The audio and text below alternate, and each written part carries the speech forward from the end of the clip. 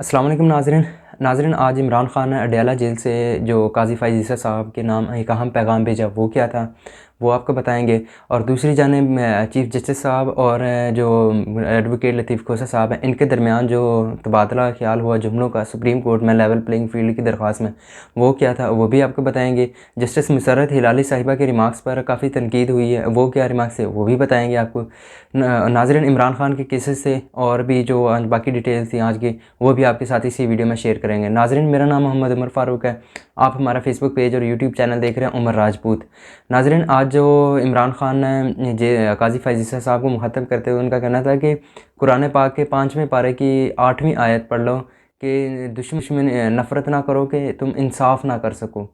नाज़रीन उनका मज़ीद कहना था कि ये सारा काम जो है लंदन प्लान के मुताबिक हो रहा है, नवाज़ शरीफ के सारे केसेस बंद हो रहे हैं आहिस्ता आहिस्ता करके। और जो है इमरान जो नवाज़ शरीफ है वो अंपायर्स को साथ मिलाकर मैच खेलता है और 2 अंपायर्स को उसने साथ मिलाया हुआ है, एक ने नो बॉल दे दिया और दूसरे का आप नाम नहीं चला सकते। उनका अडयाला जेल से आज पैगाम था। और उनका मज़ीद कहना था कि डोनाल्ड लू और जनरल बाजवा को एक्सपोज़ किया, तो ये उनके रूटीन के मुताबिक उन्होंने उनका कहना था। अडयाला जेल से जो सहाफ़ियों से गैर रस्मी गुफ्तगू थी उसमें उनका कहना था। और नाज़रीन इमरान ख़ान का जो इद्दत में निकाह का केस है, साइफ़र केस है, आज उनकी भी समाअत थी और जो 4 गवाहान के बयानात रिकॉर्ड हुए हैं साइफ़र केस में और उसकी समाअत जो है वो कल के लिए मुलतवी है। और दूसरी जानिब इमरान ख़ान ने जो है वो इद्दत में निकाह का केस है उसकी जो दरख्वास्त इस्लामाबाद हाई कोर्ट में दे दी है और ख़बर मानिका से इस्लामाबाद हाई कोर्ट ने बुध तक जवाब तलब कर लिया है। और नाज़रीन जो आज सुप्रीम कोर्ट में लेवल प्लेइंग फील्ड वाली दरख्वास्त थी पीटीआई की वो उन्होंने वापस ले ली है। जो लतीफ़ खोसा साहब थे उनका कहना था कि काज़ी फ़ाइज़ साहब चीफ जस्टिस साहब हम तो आपसे लेवल प्लेइंग फील्ड लेने आए थे, लेकिन आपने तो हमसे ही फील्ड ले ली है। हम अपने जो फ़ैसला है वो 25 करोड़ आवाम के सामने जा रहे हैं और वही हमारा जो केस का फ़ैसला करेगी, हम विदड्रॉ कर रहे हैं दरख्वास्त से। तो जस्टिस मुसर्रत हिलाली साहिबा का जो रिमार्क्स है उसमें उनका कहना था कि इलेक्शन कमीशन एक ही जमात के साथ पीछे क्यों पड़ा हुआ है, इलेक्शन कमीशन जो है वो जानबदार है। तो इस पर काफ़ी ख़ासी तनकीद हुई और इस पर कहना था कि जब 3 रुकनी बेंच का फ़ैसला था उसमें तो आपने भी इत्तफ़ाक़ किया था।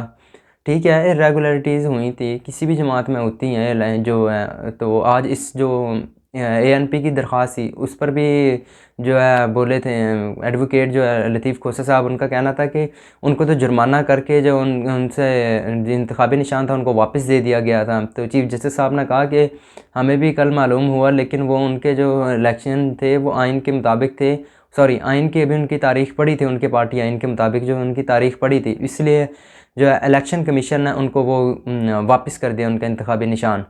तो उन काज़ी फ़ाइज़ ईसा साहब का कहना था कि आप सीनियर वकील हैं, आप ऐसे ना करें। तो ये आज की समाअत का अहवाल था और पीटीआई ने तो अपनी लेवल प्लेइंग फील्ड वाली दरख्वास्त भी वापस ले ली है और दूसरी जानिब उनसे बल्ला भी ले लिया गया है। अब जो 8 फरवरी को इलेक्शंस हो रहे हैं, देखते हैं अवाम क्या फ़ैसला करती है। लेकिन अभी इलेक्शन कैंपेन भी शुरू हो चुकी है। आज मरीम नवाज़ साहिबा का जलसा था, कल जो कराची में शेर अफजल मुरव्वत साहब गए हुए थे और उनका भी काफ़ी सारे बेहतरीन जो रैली थी। आज नून लीग ने भी अच्छा खासा पावर शो किया।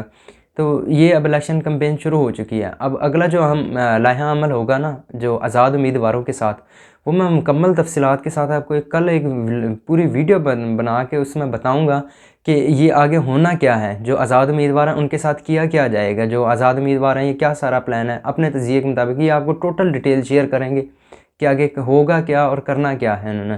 तो आगे जो है 8 फरवरी को इलेक्शन है, पीटीआई के बैनर के तले बहुत सारे आज़ाद उम्मीदवार कामयाब भी हो सकेंगे। तो बाकी आवाम देखते हैं क्या फ़ैसला करती है।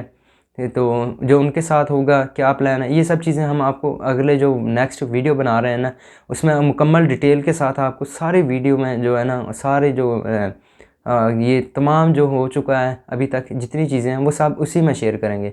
अभी के लिए इतना ही, उम्मीद करते हैं आपको हमारी वीडियो अच्छी लगेगी तो वीडियो को लाइक और चैनल को सब्सक्राइब कीजिएगा। अल्लाह हाफ़िज़।